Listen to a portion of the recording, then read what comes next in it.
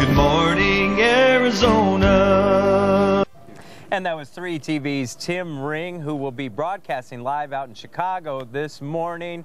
Speaking of getting ready for the game, getting all pumped up, of course, you have to have the good eats. So we decided to have a little tailgate party while everybody was in Chicago. And who else to bring in than the executive chef of the University of Phoenix Stadium.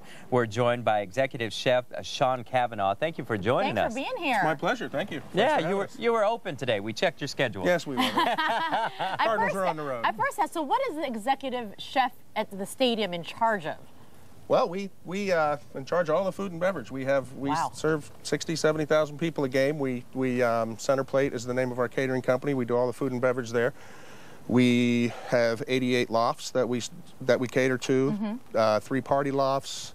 We feed the press lounge that you guys have eaten in before. We feed all the employees during the games and whatever catering there is. It's quite a busy operation on game day. When you think about the game, you usually think hot dogs and hamburgers, but we've gone well beyond that. Hot dogs, hamburgers. I'm actually showing you a hamburger today that we have on all of our grill stands in the stadium, which is called the French onion burger, which is we caramelize onions and then hit it with a little sherry, reduce it, a little veal stock, just like you would have an onion soup, but not as soupy.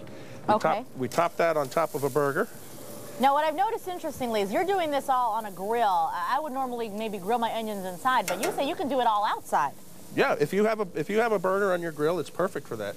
And then we top it with Gruyere cheese and let that melt for a minute.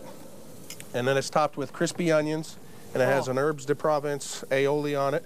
And it's a really great burger. It's real savory.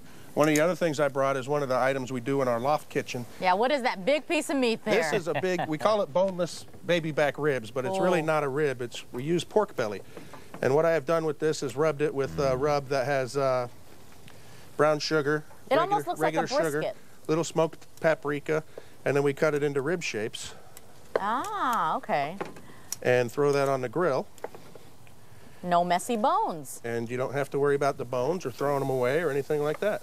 Put that back on the grill. Hey. How long does that take to cook? This cooked for 2 hours yesterday when I prepped it. And so where did you rubbed did it, you let it bake sit this for 12 first? hours, and then I roasted it at 325 for about 2.5 hours. Okay. And hey, congratulations are in order because we hear you just won the Best Chef in the West award. Yes, I did. That Tell was us fun. about that. That's Congratulations. awesome. That was it was at a Cisco Food Show, which is a local food distribution company. And they have a contest every year called the Best Chef of the West. It's a mystery basket. You don't know what you're going to get. There was 11 chefs that competed, and it's really just done with a lot of fun and everything, and I just happened to win. Fun. What'd you make? It was, the secret ingredient was monkfish, so I made 3 different types of monkfish. I did like a ibi mayo monkfish. I did it kind of a Japanese style, which is tempura monkfish tossed in like a spicy mayonnaise. Then I did a slow poached monkfish.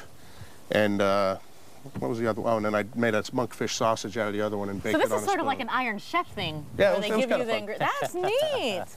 Now, something that you have here are homemade. These are the little sides that you have, but these are awesome. I've been munching on them. Yeah, those are our homemade potato chips that we make all over the stadium.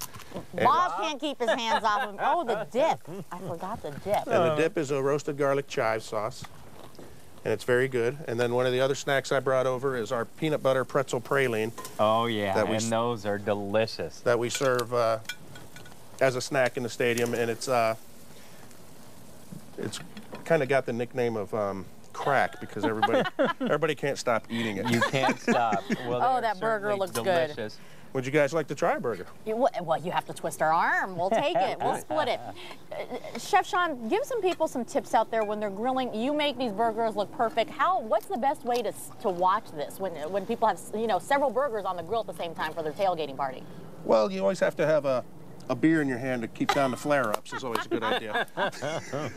but I think one of the things I like to do if you're using a gas grill like we are here, you can take some wood chips and put them in a little foil pouch, just wrap it up in aluminum foil, poke some holes in it, and throw that right on the burner part, and it'll give you that wood smoky flavor if you can't use charcoal or mesquite coals or anything like that. Perfect. That's always a lot of fun to do, and it helps out because you're not allowed to use charcoal tailgating area. Well, on behalf of the 70,000 plus fans at the University of Phoenix Stadium, I thank you.